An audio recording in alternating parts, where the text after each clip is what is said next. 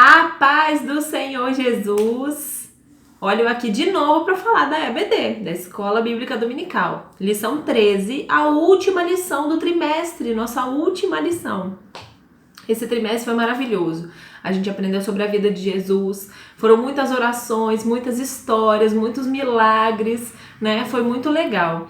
E hoje a gente vai estudar a última lição, porque a lição 12 a gente aprendeu semana passada que Jesus morreu na cruz para nos salvar. Jesus morreu na cruz por amor de nós. Mas a história não acaba por aí, porque Jesus ficou morto?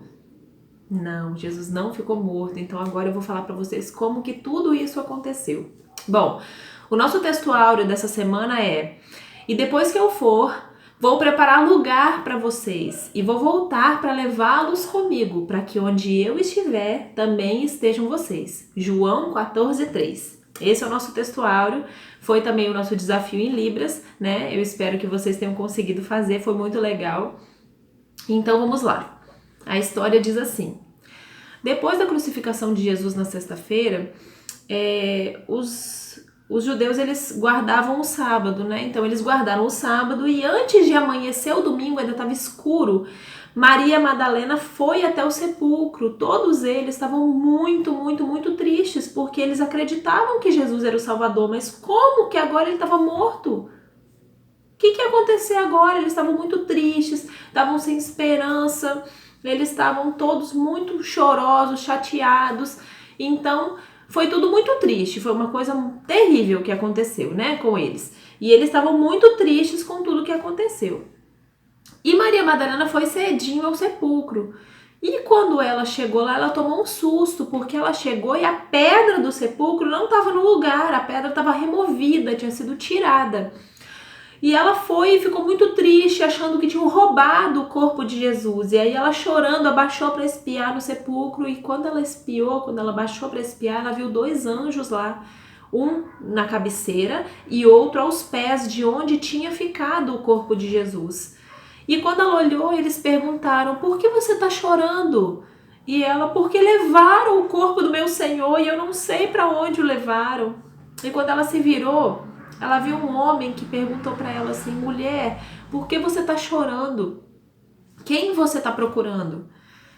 E ela, achando que era o jardineiro do lugar, falou assim: se o Senhor levou o corpo dele daqui, me fala onde está que eu levo embora. Muito chorando e triste. E aí o homem falou assim com ela: Maria. E na mesma hora, ela se virando, ela reconheceu, que até então ela não tinha reconhecido. Ela reconheceu que era Jesus falando com ela. Ela reconheceu a voz, se virou e ficou muito alegre com aquilo. E correu para avisar os discípulos. Correu para avisar os discípulos de que ela havia visto que Jesus estava vivo. Ele não estava mais morto, agora ele estava vivo, né? E Jesus, ele apareceu também para 2 discípulos que estavam a caminho de Emaús, né? Jesus andou com eles por um tempo e eles, sem reconhecer Jesus, caminharam. E aí perguntou: por que vocês estão tristes? Aí eles contaram: olha, teve um homem que fez muitos milagres, que ele foi muito bom, ele curava, ele pregava a palavra igual ninguém tinha pregado, mas ele foi morto. Ele foi crucificado e agora a gente não sabe o que fazer, a gente está sem esperança, a gente não sabe o que fazer.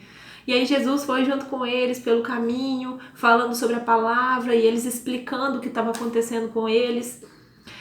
E aí eles chamaram Jesus, chamaram aquele homem que estava com eles no caminho para passar a noite com eles. E aí Jesus aceitou, né? E quando eles foram jantar, quando eles foram cear, Jesus pegou o pão, agradeceu e no partir do pão, os olhos deles se abriram. E eles reconheceram que era Jesus, que era o Salvador que havia ressuscitado. Em um outro momento também, os discípulos estavam reunidos todos num lugar com as portas todas fechadas, porque eles estavam com medo dos judeus virem também e levar eles para a prisão ou matar eles por conta de Jesus, né? Por conta deles crerem em Jesus. Então, eles estavam lá todos reunidos e no meio daquela reunião se apresenta Jesus no meio deles e diz: paz seja com vocês. E eles meio assustados, meio atemorizados, achando que podia ser até um fantasma, um espírito. Jesus se apresentou no meio deles e disse: sou eu, não temam, sou eu, Jesus, olha aqui as marcas, olha aqui no lado, ó a marca aqui, olha aqui no meu lado as marcas, a marca dos pregos. E aí eles deram comida para Jesus, Jesus comeu com eles e tudo mais, né? E eles creram que era Jesus e foram tomados de muita alegria.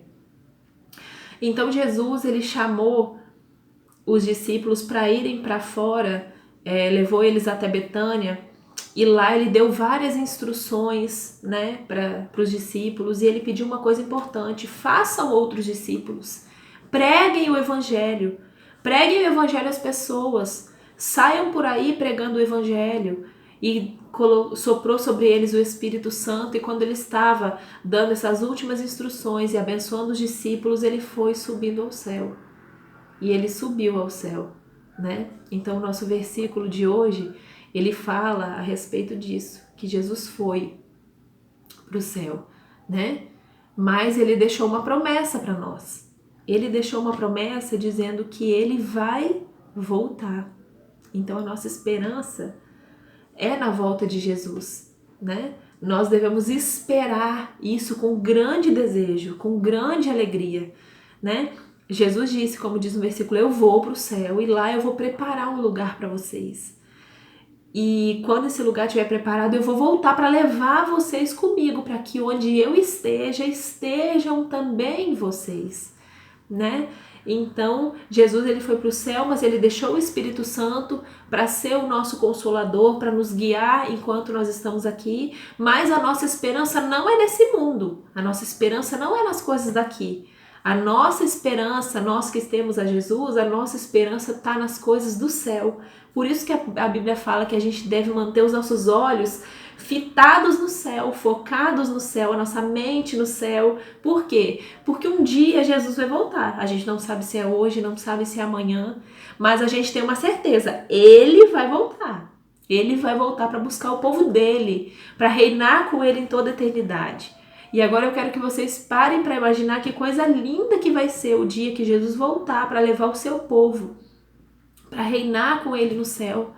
O céu é um lugar maravilhoso, o céu é um lugar onde não tem tristeza, a Bíblia fala, é um lugar onde não tem treva, não tem escuridão, ou seja, não tem pecado, não tem maldade, não tem doença, não tem tristeza, não tem nada dessas coisas ruins que a gente tem aqui nesse mundo, né? Só tem as coisas maravilhosas. A Bíblia fala que o próprio Deus, a glória de Deus ilumina todo esse lugar, né? Imagina viver num lugar para sempre, onde não tem nenhuma tristeza, nenhuma dor, nenhuma angústia, nenhuma doença, nenhum problema, nada de ruim. Viver na presença do próprio Deus, viver na presença do próprio Jesus, de todos os santos da Bíblia e todos os santos que viveram em todo o tempo, lá para sempre, no lugar ao qual Jesus preparou para nós. É uma coisa muito maravilhosa. E eu quero pedir para vocês que nesses tempos de dificuldade, que vocês pensem em Jesus e pensem na esperança de estar no céu com Jesus. Porque às vezes as dificuldades, os problemas, às vezes você ficou doente, ou às vezes aconteceu alguma coisa na sua família, na sua casa, com seus pais, que te deixou triste e te deixou meio sem esperança. Mas a gente precisa se lembrar de que Jesus morreu na cruz pelos nossos pecados. E que ele não ficou morto, que ele ressuscitou e ele está lá no céu nos preparando um lugar, e que quando ele voltar, ele vai levar o seu povo para morar num lugar perfeito, junto com ele, onde não tem tristeza, onde não tem dor, onde não tem nada de ruim.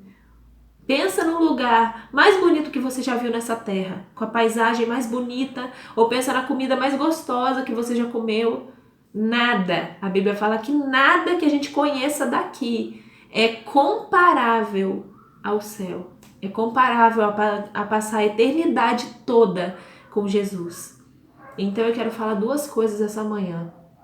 A primeira coisa, se você ainda não chamou a Jesus para morar no seu coração, chama ele para morar no seu coração. Chama ele para vir e limpar o seu coração do pecado, limpar o seu coração de toda tristeza, de toda maldade, para que você possa estar juntinho de Deus de novo, igual eu te ensinou na lição 12. E a outra é, se você tem ficado meio sem esperança nesse tempo, não fique. Creia em Jesus, porque Ele vai voltar, Ele está vivo, Ele não ficou morto. Ele vai voltar para buscar o povo dele, para reinar com Ele para sempre na eternidade. Amém? Eu amo vocês, Deus abençoe vocês e que essa esperança arda dentro do nosso coração, que seja uma coisa assim gostosa, que nos encha de alegria, esperando por Jesus, para que Ele volte para nos buscar, tá bom? Amo vocês. Beijo!